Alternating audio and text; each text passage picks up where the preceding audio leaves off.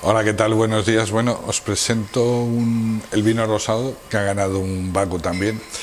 Y este es un pequeño homenaje al vino rosado de Felanitx.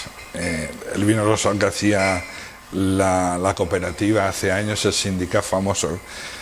Pero claro, aplicando la forma tradicional de cómo lo hacían ellos, de cómo se hacía, con la nueva tecnología. Entonces, bueno, pues los colores, como veréis, son exactamente los mismos. Quien recuerda esos vinos, esos piel de cebolla, ojo de perdiz, que se le llamaban, son vinos muy francos en nariz y en boca.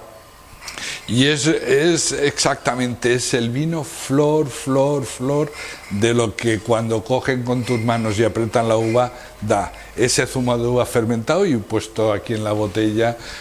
Y fermentado, bueno, con los nuevos medios que tenemos en la actualidad. Entonces, bueno, para nosotros es un poquito de orgullo.